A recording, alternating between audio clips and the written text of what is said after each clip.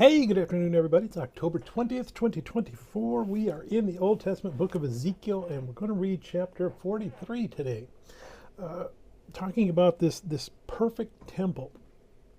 And the vision is going to continue here with Ezekiel seeing the presence of God returning to the temple. If you remember back when we started, Ezekiel saw a vision of God's presence leaving the temple, and we said that one must have had a physical counterpart because the temple is destroyed after that. It wouldn't have been destroyed if God was still living there.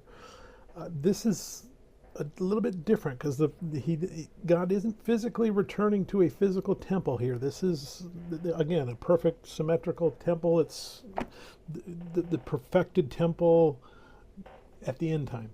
That's what we're seeing. So God's presence comes in, and he's going to dwell in us because we're the temple, essentially, at that point. And Jesus is our altar. So we're seeing symbols of the end time. And that promise to us, promise to the exiles, promise to all of God's people all throughout time, that is restoration is going to be us in a perfect temple before our God. Now let's go ahead and we're going to read Ezekiel chapter 43.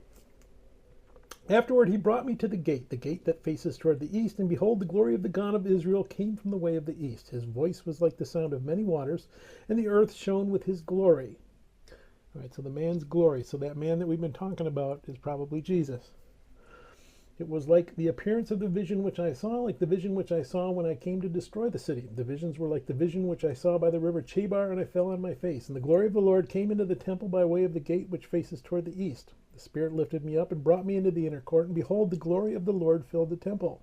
Then I heard him speaking to me from the temple, while a man stood beside me. And he said to me, Son of man, this is the place of my throne and the place of the soles of my feet, where I will dwell in the midst of the children of Israel forever. No more shall the house of Israel defile my holy name, they nor their kings by their harlotry, or with the carcasses of their kings on their high places.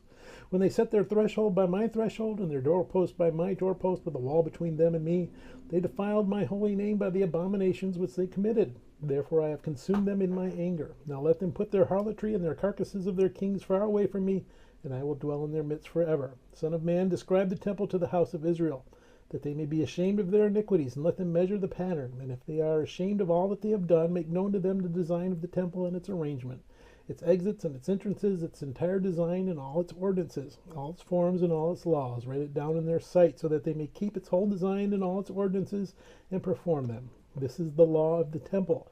The whole area surrounding the mountaintop is most holy. Behold, this is the law of the temple.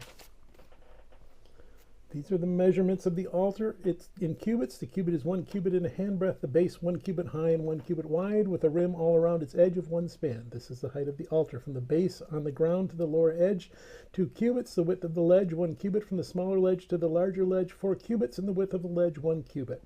The altar hearth is 4 cubits high, and 4 horns extending upward from the hearth. The altar hearth is 12 cubits long, 12 wide, square at its 4 corners. The ledge 14 cubits long and 14 wide on its 4 sides, with a rim of half a cubit around it. Its base 1 cubit all around, and its steps face toward the east. And he said to me, Son of man, thus says the Lord God, these are the ordinances for the altar on the day when it is made, for sacrificing burnt offerings on it, and for sprinkling blood on it. You shall give a young bull for a sin offering to the priests, the Levites, who are of the seed of Zadok, who approach me to minister to me, says the Lord God. You shall take some of its blood and put it on the 4 horns of the altar, on the 4 corners of the ledge, and on the rim around it. Thus you shall cleanse it and make atonement for it. Then you shall also take the bull of the sin offering and burn it in the appointed place of the temple outside the sanctuary. On the 2nd day you shall offer a kid of the goats without blemish for a sin offering, and they shall cleanse the altar as they cleansed it with the bull. When you have finished cleansing it, you shall offer a young bull without blemish and a ram from the flock without blemish. When you offer them before the Lord, the priest shall throw salt on them, and they will offer them up as a burnt offering to the Lord. Every day for 7 days you shall prepare a goat for a sin offering. They shall also prepare a young bull and a ram from the flock, both without blemish. 7 days they shall make atonement for the altar and purify it, and so consecrate it. When these days are over, it shall be done on the 8th day, and thereafter that the priest shall offer your burnt offerings and your peace offerings on the altar, and I will accept you, says the Lord God. May God bless the reading of his word, and may God bless you. Bye.